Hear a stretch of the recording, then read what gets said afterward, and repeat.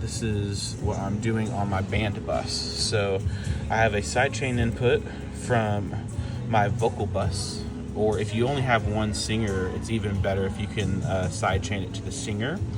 But you sidechain it from the source here in Waves, and you select, if I use F6 for this, but you can also use C6 or something like that, but I think F6 works the best from Waves, and Pro Q works even better for this if you're using like Super Rock Performer or something like that, or just in the studio.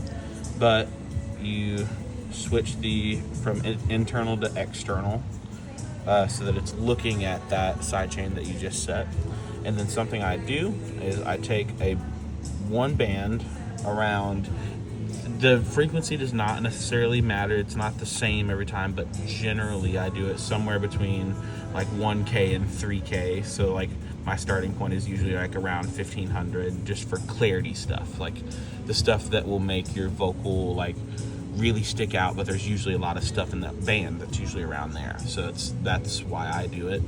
I take the widest band I can, and I'll show you what it looks like if I was to like actually deck it with gain. It's like really, so like this is how much it would be compressing at the maximum. I set my range to 2 usually, because 2 dB really does go a long way when we're talking about this vocal sidechain thing. So it's at max doing that. Usually it's like hovering somewhere like 1.5 sometimes, like that, but it is getting to 2 sometimes.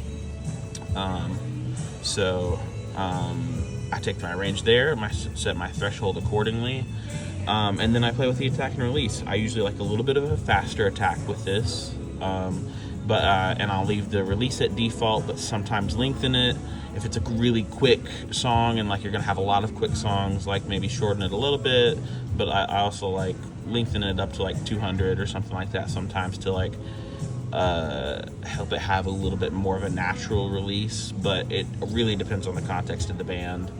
And I also usually use split mode in F6. Wide is looking at the whole frequency band when you do that, and split is only looking at this section of the EQ. But yeah, so whenever the person is singing or people are singing, it just ducks that little bit from the band, just to help make sure that they are always heard and all of the words are always heard throughout all of your mix.